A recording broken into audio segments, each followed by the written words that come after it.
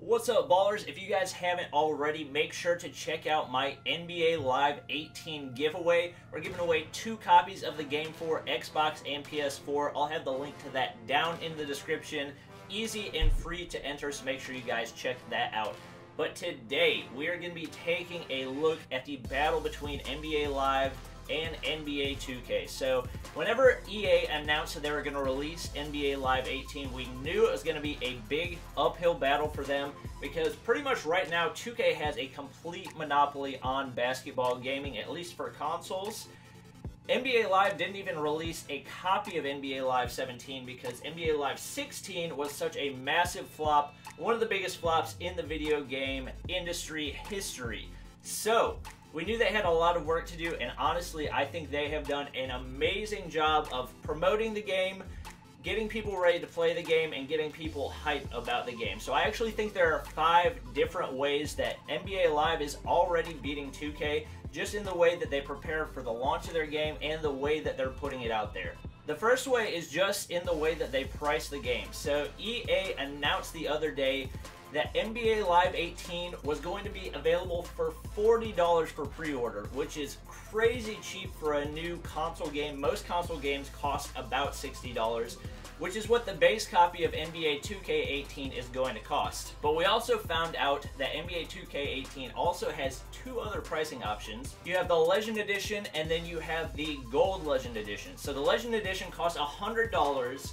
The Gold Legend Edition cost $150, which is an insane amount of money to pay for a video game. Now, obviously, you do get some additional items whenever you buy the Legend Edition or the Gold Legend Edition. You get lots of My Team stuff. You actually get a couple different real-life items, too, so like a poster, some trading cards, My Team stickers, whatever that is. But honestly, it kind of made 2K seem a little bit greedy that they would offer just a game for $150, and I think that actually kind of hurt their reputation in doing that.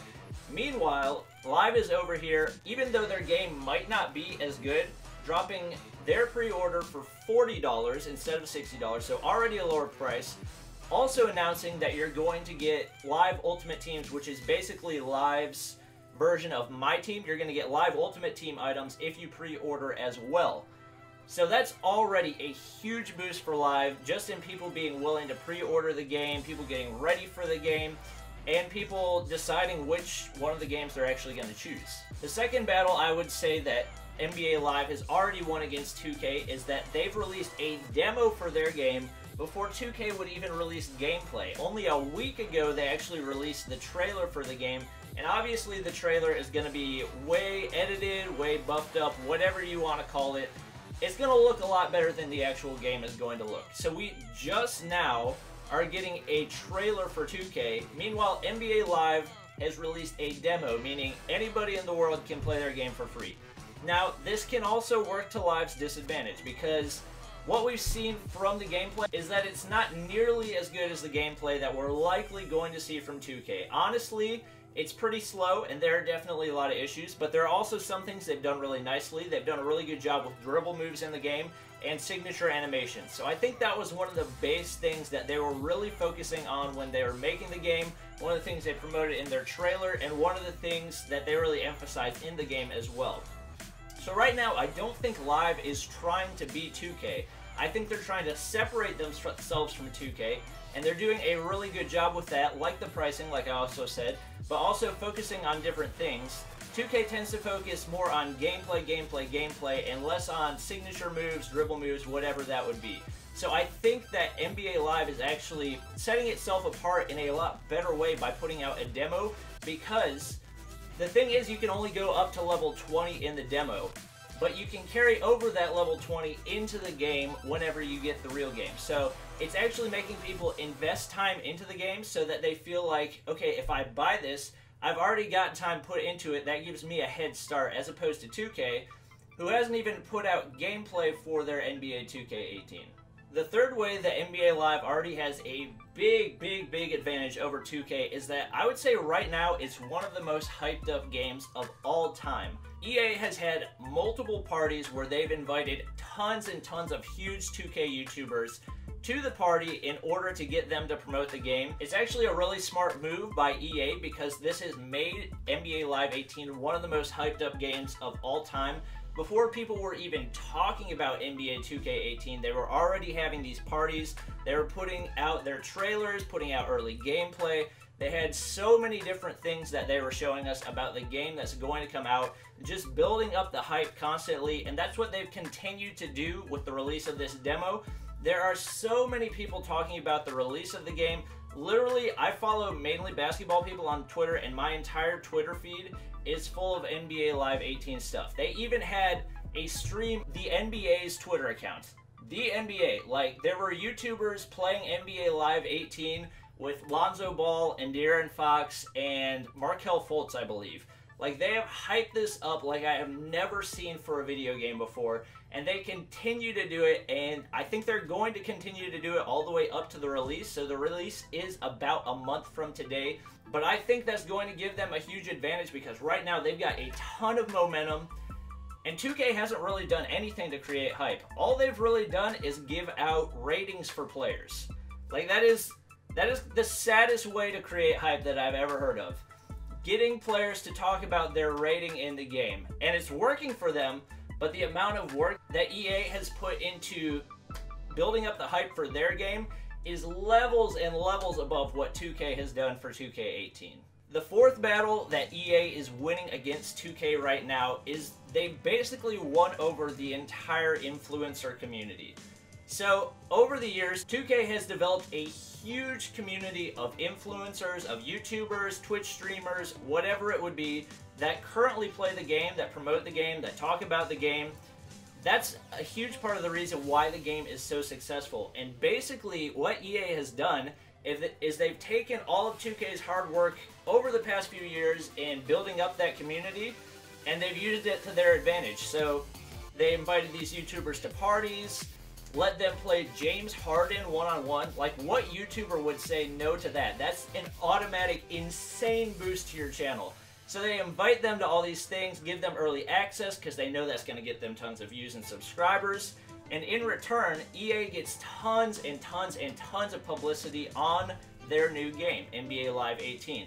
So there are tens, if not hundreds, of 2K YouTubers that are now playing NBA Live 18, because they don't really have anything to talk about with 2K right now. They don't even have gameplay to talk about, and yet they've got a demo that they can play for NBA Live 18.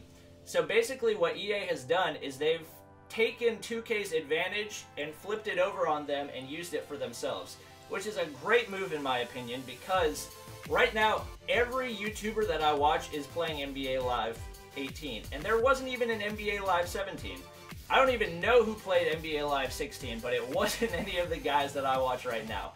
So right now, EA is just building up massive amounts of momentum, building loyalty with these 2K YouTubers. They put in YouTubers like Chris Smoo and LSK. LSK has like 1.1 million subscribers. Chris Smoo has over 3 million. Put both of those guys in the game as bosses. That's going to make those guys want to promote the game even more, and just building ridiculous amounts of momentum right now. I think with what they're doing right now, they could potentially pass 2K. If not this year, then next year. And the fifth battle that NBA Live is winning against 2K right now is the fact that they have a massive amount of influence with their mobile game. So instead of creating NBA Live 17, EA announced that they were actually going to be putting a lot more effort into NBA Live Mobile, which is a game I have played a ton, I've really enjoyed, and I've built a lot of my channel on it. Because EA has put so much effort into NBA Live Mobile over the last year, they actually now have a huge advantage in that, because that's actually a huge opportunity to promote NBA Live 18. So while 2K does have a mobile game, NBA 2K17, it's pretty crappy. There are lots of people that downloaded it, but I do not know of really anyone that's a big YouTuber that really promotes it. I think the biggest YouTuber has like 5,000 subscribers, at least for someone that exclusively promotes NBA 2K17 mobile.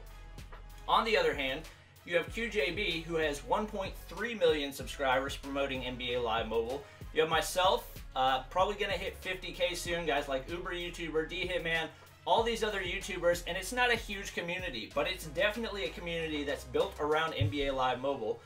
And recently, they've actually had advertisements in NBA Live Mobile pushing people to try to go play the NBA Live 18 demo, which is actually a huge advantage when you think about it, because even though you might not think a ton of people play NBA Live Mobile, I saw a stat the other day that said it has actually reached 70 million people. Now, obviously, that doesn't mean there are 70 million active users, but I know that the game continues to grow daily because my channel continues to grow. If it was a dead game, my channel would probably be dead by now. So having a mobile game with which they can promote their game and also with which they can draw players from is another huge advantage for EA in promoting NBA Live 18. So let me know what you guys are thinking right now in regards to NBA Live 18 and NBA 2K18.